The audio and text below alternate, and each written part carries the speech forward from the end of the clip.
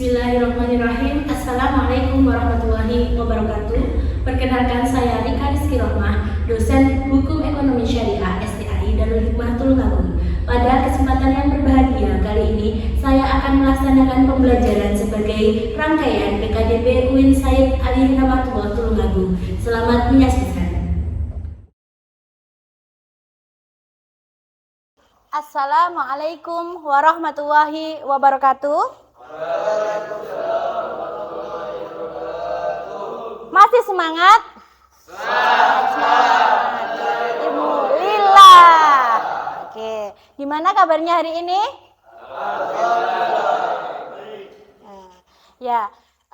Hari ini kita memulai perkuliahan tentang materi digital marketing. Sebelumnya kita kemarin membahas tentang apa?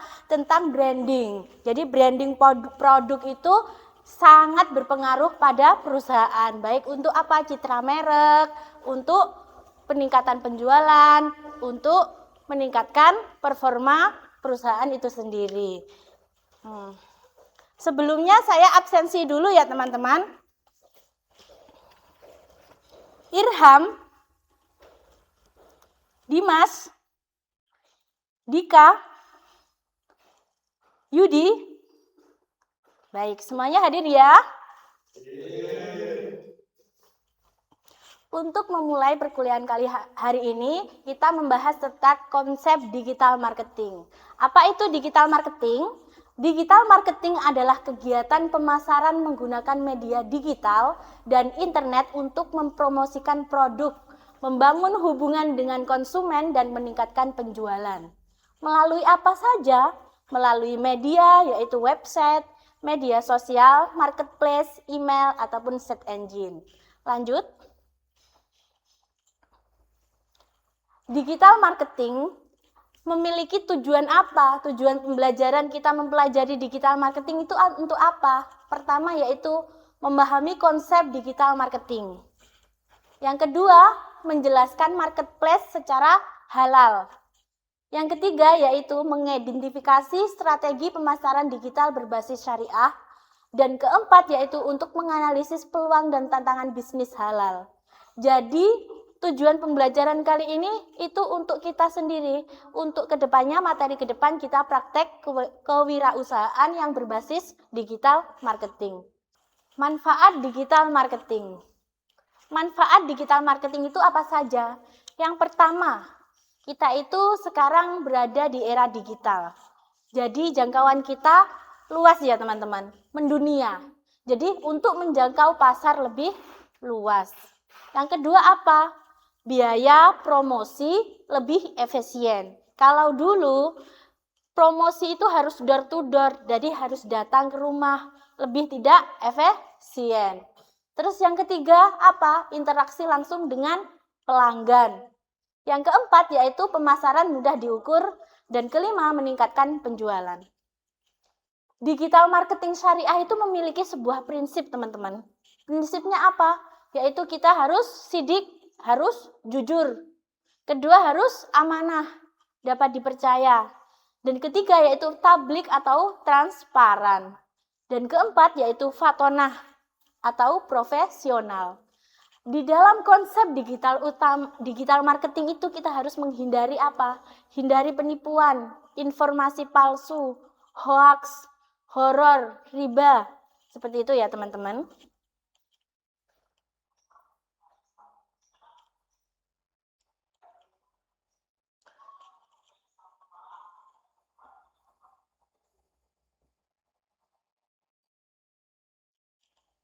Strategi pemasaran produk halal.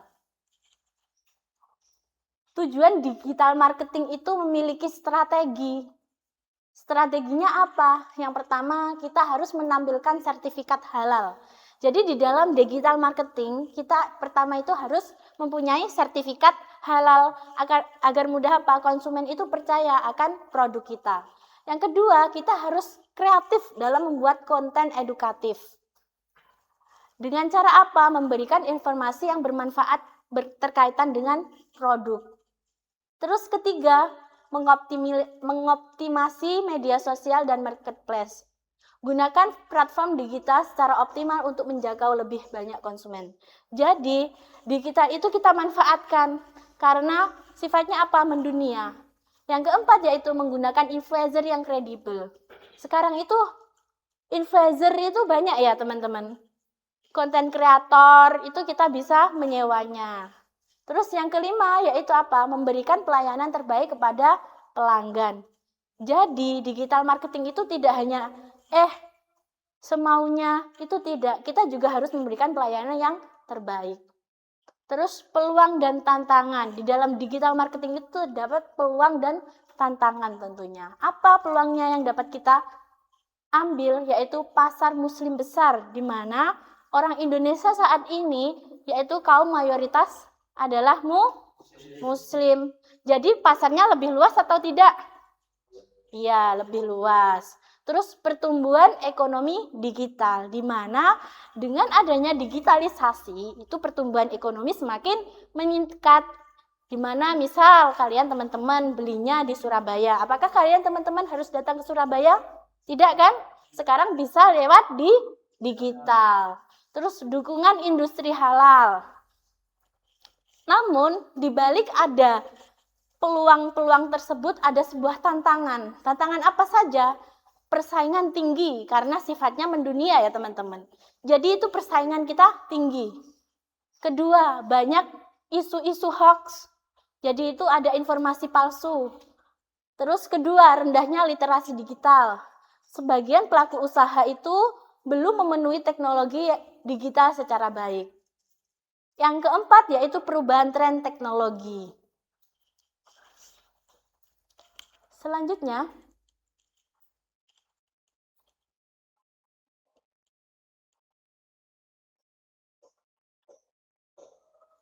teman-teman, di sini saya berikan tugas mengenai materi yang saya sampaikan tadi, yaitu kita bagi dua kelompok ya teman-teman. Kelompok satu yang depan dan kelompok dua yang belakang.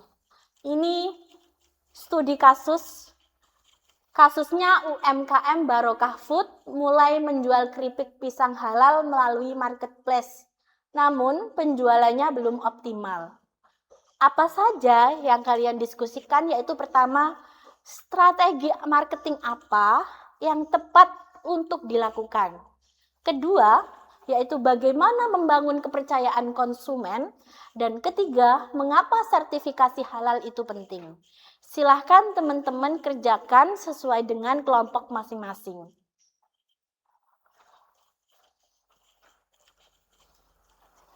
Baik, teman-teman, bagaimana hasil diskusinya sudah selesai? Baik, dari kelompok satu dahulu. Strategi digital marketing apa yang tepat dilakukan UMKM Barokah Food? Mari untuk yang mewakili. Ya, silakan Mas. Strategi digital marketing yang tepat adalah mengoptimalkan sosial media dan marketplace. Baik, benar. Jadi strategi apa yang tepat? Yaitu kita harus mengoptimalkan dengan adanya marketplace, dengan adanya sosial media, baik itu kita dari konten kreator melalui Instagram, melalui TikTok, melalui Facebook, ataupun yang lainnya. Terus dari kelompok 2, bagaimana membangun kepercayaan konsumen? Mungkin ada yang mewakili? Ya, Masnya. Oke. Menampilkan sertifikat halal. Baik. Jadi UMKM itu perlu untuk menampilkan sertifikat halal. Gunanya apa? Agar konsumen itu percaya ya teman-teman. Percaya dengan adanya bahwa makanan yang dikonsumsi itu halal. Jadi misalkan teman-teman makanan itu haram, apakah teman-teman mau membelinya? Apakah belum jelas seperti itu? Apakah mau teman-teman membelinya? Tentu tidak kan? Iya. Terus selanjutnya deret yang belakang. Mengapa sertifikat halal itu penting? Ya, silakan Mas. Karena untuk menjamin halal tersebut. Ya, betul. Jadi sertifikat halal itu penting untuk apa? Untuk menjamin kehalalan sertifikat makanan ataupun produk yang lainnya. Jadi sertifikat itu penting.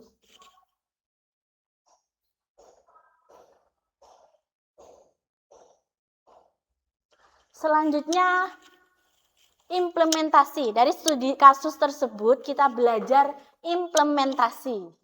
Implementasinya apa? Yang pertama kita menentukan target pasarnya. Jadi kita kalau belajar digital marketing, kita harus apa? Melakukan target pasarnya. Siapa target pasarnya? Anak muda atau orang tua atau anak-anak. Dan yang kedua yaitu membuat akun bisnis digital. Jadi membuat akun bisnis digital itu ada berbagai macam.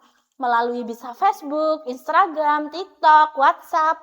Dan ketiga yaitu menyusun konten yang menarik. Jadi konten yang menarik itu sangat penting. Dan keempat memanfaatkan marketplace. Contohnya apa? Sosial media marketplace contohnya apa? Yaitu kayak TikTok, Shopee, ataupun Tokopedia, ataupun yang lainnya. Terus kelima, dari tahapan-tahapan tersebut kita harus mengevaluasi hasil promosi. Apakah promosi kita itu baik ataukah tidak? Tujuannya apa? Untuk meningkatkan kepercayaan, penjualan, dan loyalitas pelanggan. Baik teman-teman, itu materi dari saya yang saya sampaikan. Adapun kesimpulan dari materi ini yaitu digital marketing menjadi strategi utama pemasaran modern. Yang kedua yaitu marketplace halal mendukung perdagangan yang sesuai dengan prinsip syariah. Dan ketiga, nilai sidik, amanah tablik, dan fatonah harus ditetapkan dalam setiap aktivitas pemasaran. Dan keempat yaitu penerapan strategi digital yang tepat akan meningkatkan daya saing produk halal di era ekonomi digital. Seperti itu ya teman-teman. Baik, besok jangan lupa materi perkuliahan kita ke depannya yaitu terkait dengan faktor budaya, sosial, dan religius. Bisa dipersiapkan sesuai dengan RPS yang saya berikan kemarin.